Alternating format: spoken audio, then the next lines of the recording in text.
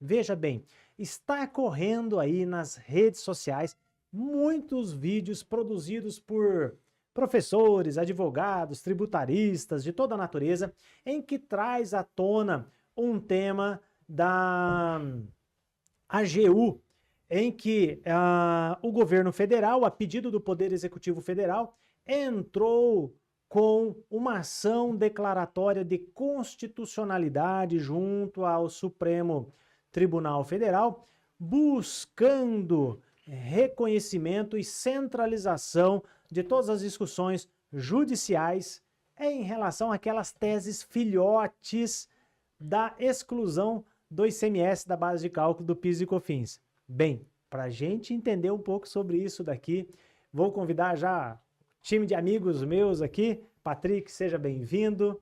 Gabriel, seja bem-vindo.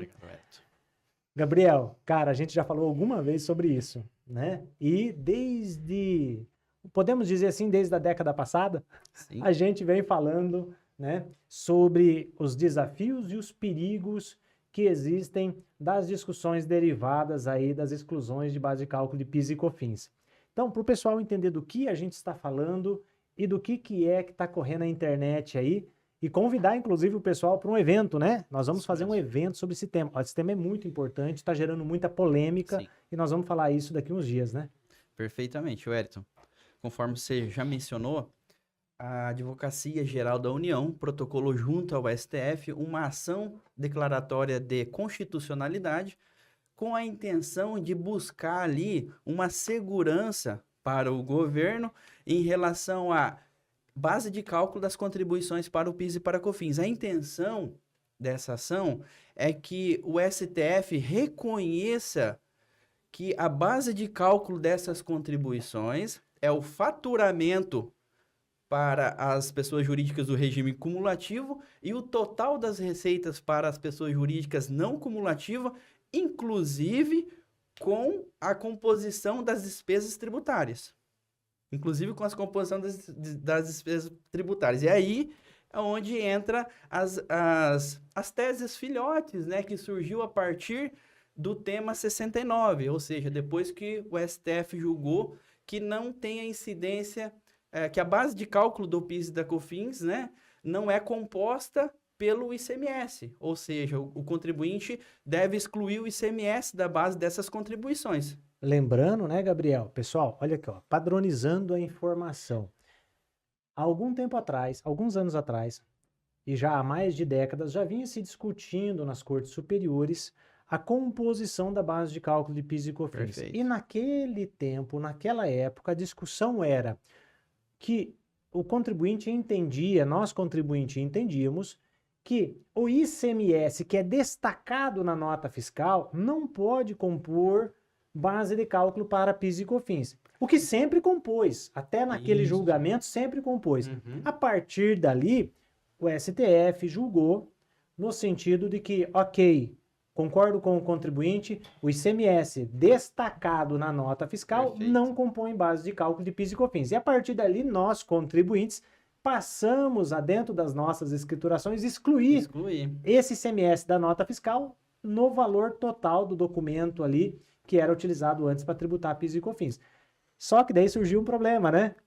O que aconteceu, gente? Olha só, brasileiro, pô, a gente é criativo. Advogado não falta nesse país. Aliás, o país com o maior número de advogados do mundo por pessoa da população, né?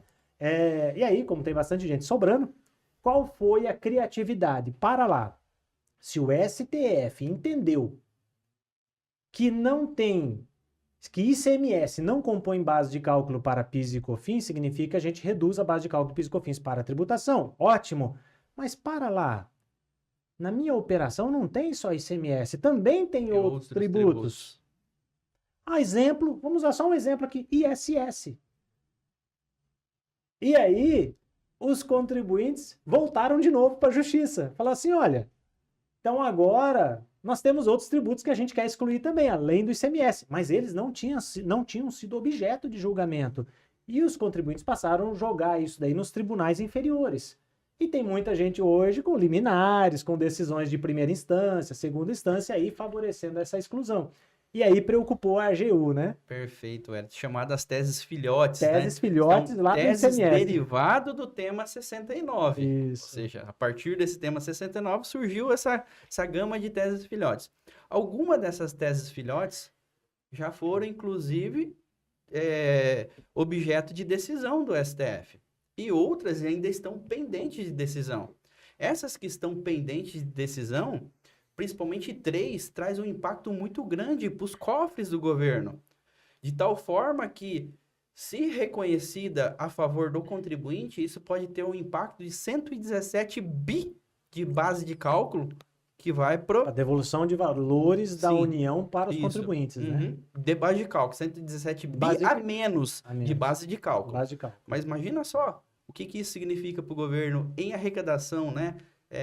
Inferior, menos E para ainda cofres públicos. corrigido depois, Sim, né? sim, Com sim. todos esses fatores. Então, a ação, Wellington, da Advocacia Geral, ela tem como propósito o seguinte, que o STF reconheça a constitucionalidade de 3 tributos inseridos na base de cálculo do PIS e da COFINS. Um deles é o ISS, que está, inclusive, para ser pautado pelo STF, né?